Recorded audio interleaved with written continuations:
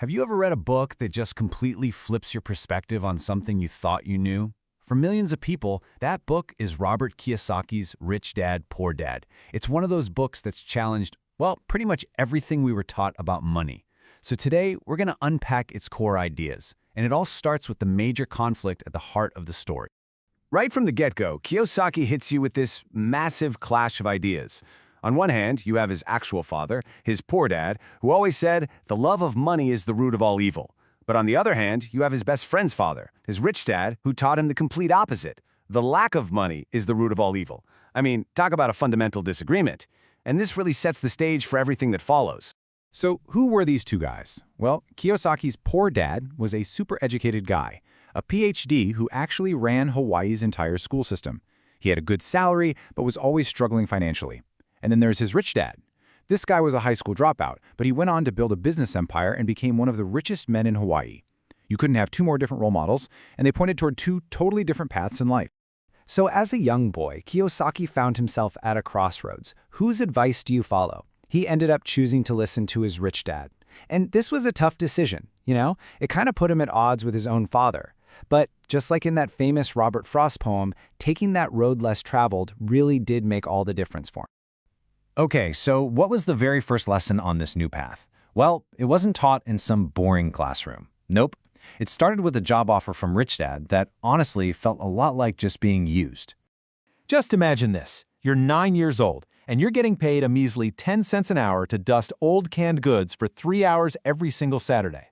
Kiyosaki said it was excruciatingly boring, he felt like a total slave, and after a few weeks of this with no real teaching, he was mad and he was ready to quit. You can feel his frustration, right? He felt used, disrespected, and he wasn't learning anything. He was giving up his softball games for this. So is Rich Dad just being a cruel boss? Or was all this frustration the actual point of a much, much bigger lesson? And boom, here it is, the punchline. By pushing him to his absolute breaking point with that tiny paycheck, Rich Dad was teaching him to stop focusing on the wage. He was showing him how to break free from the trap of fear and desire that keeps most people chasing a salary their whole lives. See, the goal isn't to work for money, it's to have money work for you. So once that light bulb went off, Kiyosaki and his friend Mike started to see things differently. They spotted their first real opportunity. They collected old, discarded comic books, for free, by the way, and they opened up a little comic book library in Mike's basement. They charged other kids 10 cents for admission.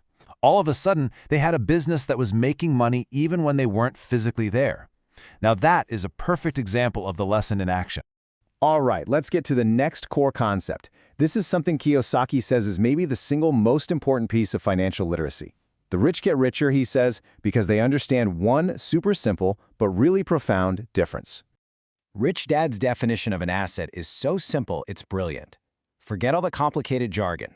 An asset is anything, and I mean anything, that puts money into your pocket month after month.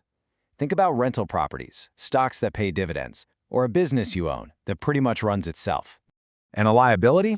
Well, you guessed it. It's the exact opposite. It's anything that takes money out of your pocket. This is your car payments, your credit card debt, and here's the part that gets a little controversial. Rich Dad argues that for most people, their house is actually their biggest liability, not their greatest asset. This right here perfectly explains what Kiyosaki calls the rat race. Most of us work harder to make more money just so we can buy bigger liabilities. You know, you get a raise, you buy a nicer car. But more money doesn't solve the problem. It just fuels this pattern of spending on things that are constantly taking money out of your pockets. So how do you get out of this trap? Well, Kiyosaki came up with something called the cash flow quadrant. You can think of it like a map that helps you understand where your money is coming from and, more importantly, how you can change it. The quadrant has 4 different sections: E for employee, S for self-employed or a small business owner, B for a big business owner, and I for an investor. Where the majority of your income comes from determines which quadrant you're in. Okay, so let's break it down. On the left side, you've got your E's and S's. They're the ones working for their money. An employee has a job. Someone who's self-employed basically owns their job. If they stop working, the money stops too. Now, the right side is where things get really different. A B, or business owner, owns a system that works for them, and an I, or investor, well, their money works for them. So here's the crucial point. Rich Dad's path to financial freedom is all about making the journey from the left side of this quadrant over to the right. It's a huge mindset shift, from looking for security as an employee to chasing freedom as a business owner or an investor. It's about moving from active income, where you're trading your time for money, to passive income, where your assets and your systems are making money for you. So at the end of the day, all of these lessons, they really just boil down to one simple thing: making a conscious choice about your own financial education and your own future. Now, we've talked about assets being things like real estate or businesses, things that put money in your pocket. But according to Rich Dad, what is the single most powerful asset that you have? It's your mind. That's it. Investing in your financial intelligence, in your own knowledge, is the most important investment you can ever make.